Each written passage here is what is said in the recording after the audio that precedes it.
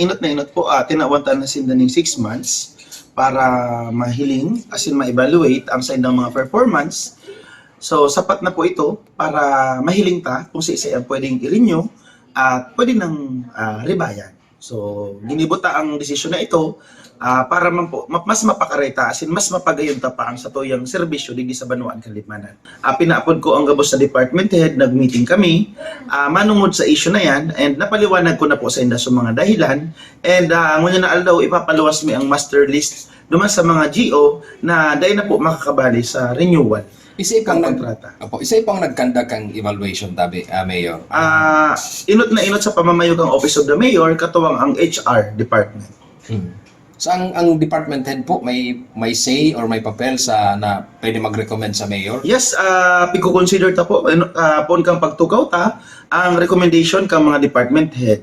But now, tinawanta na po ning ultimatum sa mga GOs na dahil pagiraray nagpupundo sa saindang mga ginigibo na minsan nagreklamo ang mga customer nila, mga kliyente nila na dahil nagtatrabaho ng tama. So, nag-agi ng validation and investigation ang satuyang decision digi sa mga job order. So may attitude reason man ang din pagka-renew sa kontrata, garo po kaya? Dakol po kitang aspeto na tighiling, bako lang man ang ugali, kundi ang performance. And syempre, dapat nagsusunod sa administrasyon. Kasi ang administrasyon, bagong administrasyon, dapat naka-align man po sa satuyang programa ang sign ng ginigibo.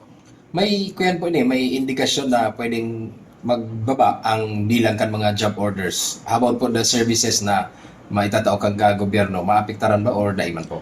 Siguro po daiman mababa. At kung may mahahali, may idadagdag po kita. Okay. Natatawan naman tsansa na mag-perform para sa local government and sana makakuha pa kita ng mga job order GO na mga maayos magtrabaho. So ini-encourage ko po ang satuyang mga constituents sa Banuan Kanlipmanan na mag-apply po sa local government. Dahil man daw po masasabi Mayor na baka masautan ka po na ito kayo pong mga job order na inot ka 6 months, binayaan pa kang previous administration, baka masautan ka pong namumulitika ka. Ano ang reaction mo digdi? Siguro po ang 6 months is enough na balidong reason naman ni Mayor na tinawag ko na po sindaling hanap buhay sa laong ni anong na bulan, alagad po kung daig kita nakaabot naman sa standard, sa hinahagat ng standard na trabaho sa sarong GO, siguro po panahon naman para rebayan tapos sindaling iba man na tao dito sa Banuan Kanlipmanan. Lampas 100,000 po ang populasyon, so sana matawan taman chance po so iba. Mga pirang porsyento po kang mga empleyado digdi sa Limanan ang posibleng matanggal? Sa ngunyan po, may pakitang pinapaluwas na numero, alagad po, mabase po yan duman sa mga recommendation ng mga department heads, ng mga section heads, kang sa tuyang admin digdi sa mayor's office, kang sa tuyang HR.